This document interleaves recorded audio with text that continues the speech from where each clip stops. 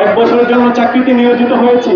এক বছরের জন্য নিয়োজিত হওয়ার পর তারা আমাদেরকে বলেছেন, তোমরা প্রতি 3 মাস পর পর তোমাদের টাকা পেয়ে যাবা। আজ 3 মাস 15 মাস পেরে হয়েছে, এখনো কি 3 মাসের সময় হয় নাই? আজ 15 মাস চলেছে, 3 মাস পর পর টাকা দেওয়ার কথা, কিন্তু আজ 15 মাস রানি আমাদেরকে একটি টাকাও দেওয়া হয় নাই, বেতন ভাতা দেওয়া হয় নাই। আমরা কিভাবে দিন যাপন করতেছি আমাদের খবরও তারা নেয় নাই।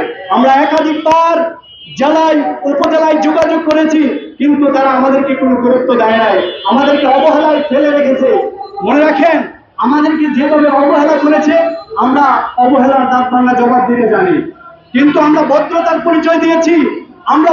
পরিচয় দিয়েছি, আমরা চাই না আমাদের জন্য কারো সমস্যা হোক, আমরা চাইনি আমাদের জন্য কারো সমস্যা হোক, এই জন্য আমরা চুপ করেছিলাম।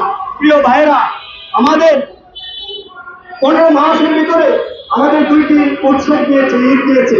আমাদের ফ্যামিলি, আমাদের পরিবার আমাদের দিকে তাকিয়েছিল, আমরা তখন কিছু বলতেও পারি নাই, আমরা কিছু দিতেও পারি নাই, কারণ ফ্যামিলি জানে আমি চাকরি করি, কিন্তু আমি জানি আমি কিসের চাকরি করি। আমার যে চাকরির কোনো বেতন ভাতা দেওয়া হয় নাই,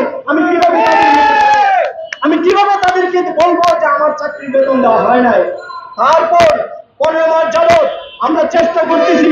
3 মাস যখন পূর্ণ হয়েছে, 3 মাস পর বেতন দেওয়ার কথা ছিল, 3 মাস পরে বেতন দেওয়া হয় নাই। 3 মাস পরে আমরা উপজেলায় গিয়েছি, বলছে তোমাদের বেতন হয়ে যাবে, বাবা অপেক্ষা করো। উপজেলায় গিয়েছি, অপেক্ষা করো। জেলায় গিয়েছি, অপেক্ষা করো। অবশেষে আমরা ঢাকায় এসেছি সদর দপ্তরে। আসার পরে সদর দপ্তরে 20 আগস্ট আমরা যখন সদর দপ্তরে আসলাম, সদর দপ্তরে আসার পরে সদর দপ্তরে একজন প্রতিনিধি আমাদের সাথে কথা বলেছেন। তাকে আমরা বলেছিলাম, স্যার আমরা তো ভুক্তভোগী, আমাদের তো প্রায় 1 বছর যাবৎ 922 জনের বেতন ভাতা দেওয়া হয় নাই, স্যার এখন আমাদের বেতন ভাতার প্রয়োজন।